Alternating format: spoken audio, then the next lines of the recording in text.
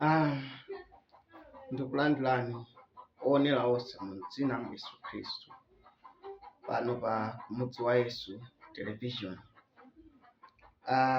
Tiye tikhale nomasuka pamene tili pano kuti timpembedze timkweze ambuye wathu Yesu Khristu.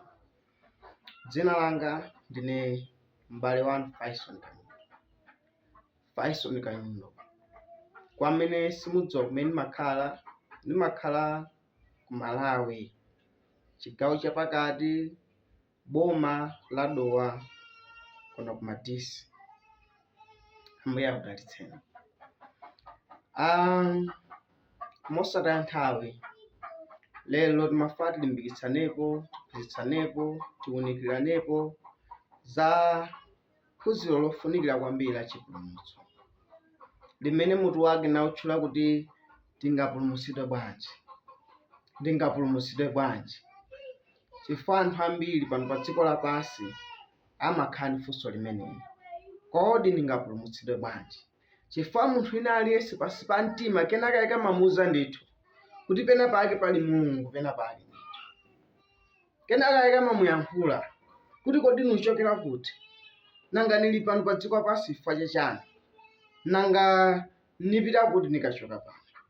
Ndiye nkhani ya chipulumutso niyofunikira kwambiri abwezi. Chifukwa chake timafuna tione nkhani imene ya ndingapulumutsidwe bwanji. Haleluya. Ndiye tisanafike ku buku lathu lowerengedwa, tingotseka maso tipemphere. Atate wathu akumwamba, tikudalitsani, tikuyamikani chifukwa cha tsiku lopambana mwakatipatsa ili, mawu wa lero wokoma mu chaka chatsopano ichi.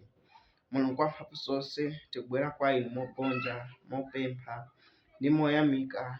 Atate, ndikutinso mubwere mu mzimu wanu oyera nakatiphunzitsa mawu anu kuti akakhale chipulumutso ku miyoyo yathu, mene mu dzina la Yesu Khristu mpha zonse nchiyamiko.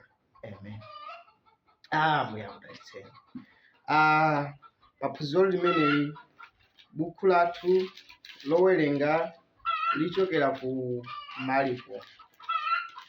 Marko 16 kuyambira vesi ya 15 kulekeza 16.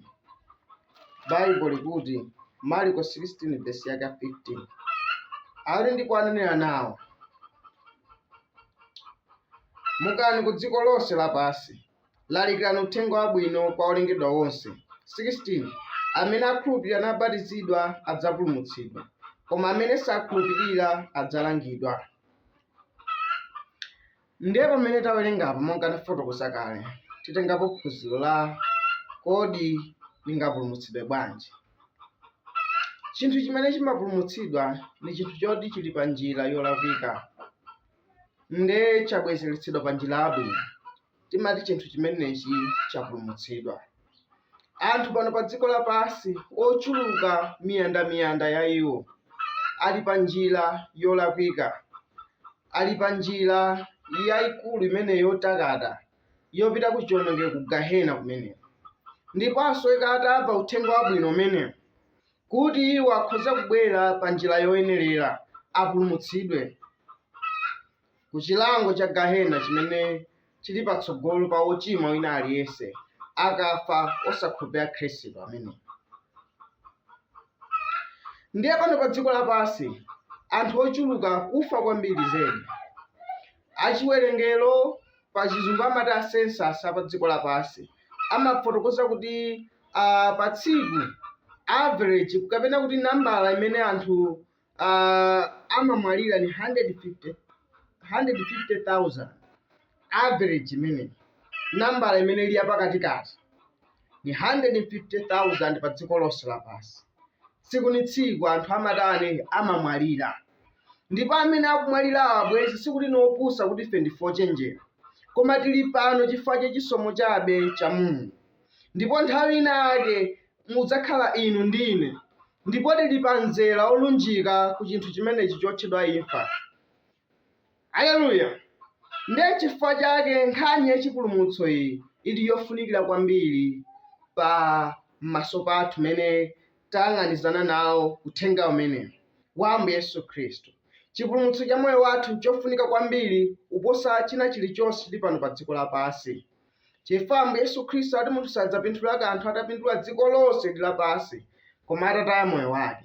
Chipulumutso cha moyo wanu abwenzi nchofunika kwambiri kuposa ndalama, kuposa maphunziro, kuposa ntchito, kuposa kaya ukhala ndi mkazi wabwino, kuposa china chilichonse chimene mungayikepo chapano pa dziko lapansi. Sikuti izi zatchulidwa azinzoyipa, ndi zabwino, koma chipulumutso cha moyo wathu nchofunika kwambiri kuposa ziti, kuposa zimenezizi. Ndiye nchofunika kwa inu ndine kuti mosasamala kuti kazikhala bwanji timenyere kuti moyo wathu ukhale opulumutsidwa. Chifukwa mdani wathuyo amene ali mdierekezi ameneyi akudziwa bwino lomwe kufunika kwa nkhani ya chipulumutso cha moyo wathu umeneyi. Chifukwa chake amabweretsa kusakhulupirira m'malingaliro athu. Chifukwa chake amabweretsa kunyada miyoyo yathu kuti tisamuzindikire Ambuye Yesu Khristu, kuti tizinyoza kulibe Mulungu, akadakhala kuti aliko yeye bwanji zakuti. Haleluya! Koma amene ali nawo maso auzimu aone chimenechi, amene ali nawo makutu ake auzimu amve chimene Mzimu Woyera ukuyankhula kwa ochimwa amene okumvetsera amene olilika. Haleluya! Ndiye chipulumutso cha moyo wathu chofunika kwambiri abwenzi. Chifukwa imene tawerenga uku Marko 16 verse ya 15-16, imene iyi inali nthawi imene Ambuye Yesu Khristu atauka kumene kwa akufa, ndiye amapereka utumiki kwa ophunzira ake. Chimene chinali pa mtima pa Ambuye Yesu Khristu chakuti uthenga upite ku dziko lonse lapansi, kucholengedwa chonse, ndipo ayo amene ukundimvetserawe ndiwe gawo la chilengedwe chimenechi. Kucholengedwa chonse, kani mu India, kani mu America, kani mtumbuka, kani mchewa, kani mtundu wanji wa munthu, koma usweka utamva uthenga umenewu wabwino. Chifukwa chiyani? Kuti tilandire chipulumutso chimenechi. Chifukwa chiyani Ambuye Yesu Khristu anauza chimenechi ophunzira ake? Chifukwa ndiye chinthu chofunika kwambiri pano pa dziko lapansi. Akanatha kuwauza kuti katseguleni madimba, katseguleni maulimi, katseguleni masukulu, katseguleni kaya usodzi kapitirizeni, koma sanauze zonsezo ayi. Anauza uthenga. Ndipo ku Mateyu 6 Ambuye Yesu Khristu akutiuza choyamba kuti funika ufumu wake ndi chilungamo chake choyamba, ndipo zonse zimene timasowa za moyo uno zidzawonjezedwa kwa ife. Haleluya! Ndiye tiye timenyereni chipulumutso cha moyo wathu, tiye tichipezeni, ndipo Mulungu wapereka njira. Chifukwa cha uthengawu uwulalikidwa kucholengedwa chonse, chifukwa chakuti iye amasamala kuti moyo wa inu ndine utani upulumutsidwe. Haleluya! Ndiye verse ya 6 Marko 16 amene Ambuye Yesu Khristu akuti amene akhulupirira nabatizidwa adzapulumutsidwa, koma amene sakhulupirira adzalangidwa. Kusoza kuti chipulumutso cha moyo wathu abwenzi chagona pamene takhulupirira ndi kudali ndi kubatizidwa. Munthu ngati sanakhulupirire sizingatheke kuti apulumutsidwe. Chifukwa Bible kwa Hebrew 11 likuti nkosatheka kumkondweretsa Mulungu popanda chikhulupiriro. Wina aliyense amene abwera kwa Mulungu akhulupirire kuti Mulungu alipo, ndipo alobwezera mphotho kwa onse amene akumfunafuna ndi mtima wawo wonse. Haleluya! Ndiye zimasweka munthu akhulupirire. Chikhulupiriro ndi chikhazikitso cha zinthu zosapenyeka. Umamukhulupirira Mulungu amene usanamuoneni maso. Umakhulupirira chimatsimikiza mkati mwakomo kuti zinthuzi zilipo ndithu, ndipo chikatsimikiza chikazika mu mtima mwakomo palibe amene angachisunthe. Kaya zako abwera pamenepo ali mkukunyoza kuti watengeka utsatira zinthu zosadziwika, koma icho chimagwirabe mkatimu. Chimakhulupirira, chimaona zinthu zimene zosaoneka. Ndiye chikhulupiriro chimenechi, monga amene maso akuonera kutsogolo kwa kamera kwangaku, ni mmenenso chikhulupiriro chimaonera zinthu zauzimu zimenezi. Ndipo chimakhulupirira kuti izi zofunikira kwambiri, izi ndiye zenizeni nisazitaye. Ndakuti amene okhulupirira uthenga wabwino, monga amene mukundimvetsera ngati iwe ulipo ochimwa pamenepo, ndipo okhulupirira kuti izi zikambidwa zenizeni. Malemba ku Marko 16 verse 16 akuti amene akhulupirira nabatizidwa adzatani adzapulumutsidwa. Nkhani ya chikhulupiriro ya chipulumutso ili monga mwachani mwachoncho sina amene, koma ni mawu a Mlengi amene anadzodza mawu amenewa akuyankhula zimenezi, kuti amene akhulupirira nabatizidwa adzatani adzapulumutsidwa. Mawu anga akhoza olephera, koma mawu a Mulungu sangalephere. Ndipo Bible likuti thambo ndi dziko lapansi zidzapita, koma mawu a Mulungu sadzapita. Ndiye nkhani ni imeneyi, monga mwa mwini wake Ambuye Yesu Khristu mene akuyifotokozera. Chifukwa iye akuti ine ndine njira ndi choonadi, munthu sangadze kwa Atate ngati sangadutse mwa ine. Ndiye mwini wake akutipatsa njira, akuti amene akhulupirira anabatizidwa adzapulumutsidwa, koma amene sakhulupirira adzatani? Adzalangidwa. Ndipo Satana amadziwanso bwino lomwe kuti njira iti ni imeneyi. Ndiye apa tikufuna tione chitsanzo cha zathu amene anapulumutsidwapo pakulalikidwa kwa uthenga kumene Ambuye Yesu Khristu anatuma atumwi akewa. Tione chitsanzo cha anthu amodzi. Muli zitsanzo zambirimbiri m'Baibulo, mmene tikamapitira phunziro lathuli tiziona nkhupi yachonchi, koma tingoona chitsanzo chimodzi kumeneku ni ku Machitidwe 2. Machitidwe 2 kuyambira vesi yake 37. Nthawi imeneyi nikuti ophunzira aja atalandira mphamvu ya Mzimu Woyera, ndipo atalandira mphamvu ya Mzimu Woyera anayamba utumiki wawo umene anatumidwa ku Marko 16 vesi ya 15. Ndatawuyamba uthenga umene ku Yerusalemu kumene anthu anafunsa Ayuda amene anamva uthenga uja amene anawukhulupirira. Vesi ya 37 anafunsa, kwa pamene anamva ichi analaswa mtima, nati kwa Petro ndi atumwi enawo, tidzachita chiyani amunenu abale? Anthu amafunsa, tichite chiyani amunenu abale? Kodi tingachite chiyani kuti nipulumutsidwe moyo wanga? Haleluya! Monga mwa mawu a Mulungu, vesi ya 30 akuti koma Petro anati kwa iwo, lapani batizidwani yense wa inu m'dzina la Yesu Khristu kuloza chikhululukiro cha machimo, ndipo mudzalandira mphatso ya Mzimu Woyera. Ndiye Petro akuonetsera njira yachipulumutso anthu aja, kuti chimene musweka muchite akuluakulu, abwenzi anga, ndi chakuti mulape machimo anu, kenako mubatizidwe mu dzina la Yesu Khristu kuloza chikhululukiro cha machimo, ndipo mudzalandira mphatso ya Mzimu Woyera. Nkhani ili mwachoncho abwenzi, kulapa ndi kubatizidwa mu dzina la Yesu Khristu, mu ubatizo woyenera ovikidwa m'madzi ambiri, thupi lonse, ngati muja amachitira Yohane pa mtsinje wa Yorodani, komanso ngati mmenenso amachitira Filipo ndi atumwi ena onsewo.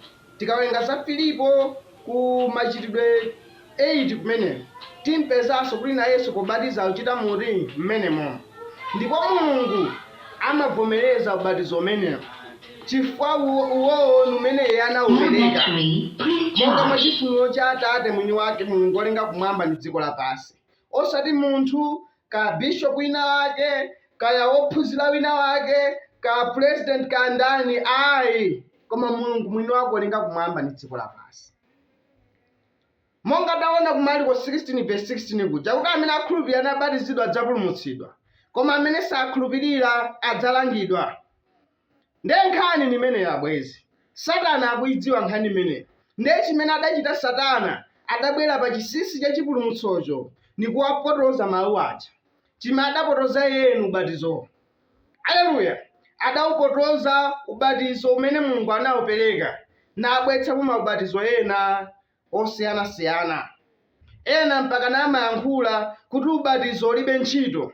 Ni umbuli waukulu zedi umene, chifukwa tikaona mawu a Mulungu, Yohana akubatiza, Ambuye Yesu Khristu na Yesu anabatizanso ophunzira ake, ngakhale sanabatize ndiyeyo, koma anabatizidwa ku Yohane 4 vesi ya 1 mukawerenge. Tikaonanso atumwi Petro, Filipo, Paulo, onse akalalikira uthenga wabwino kuti anthu apulumutsidwe, amasweka kuti abatizidwe. Ndi njira ya Mulungu imene idayikidwa mu Baibulo iyi, mu dongosolo la Mulungu. Ndipo iweyo ngati ufuna upulumutsidwe, chita mwachonchono, ndipo Mulungu alandira chikhulupiriro chako. Haleluya!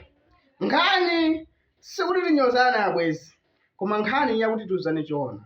Tikauzana choona tipite ku njira imeneyi ya Mulungu, ndipo tikadzafika kumenekoko tidzathokozana kuti zinali bwino, uthenga uja umoneka wawo koma watifikitsa kuno. Koma tikakana njira imeneyi padzakhala malanguluko kuti nkadadziwa kadamumvera wolalikira uja.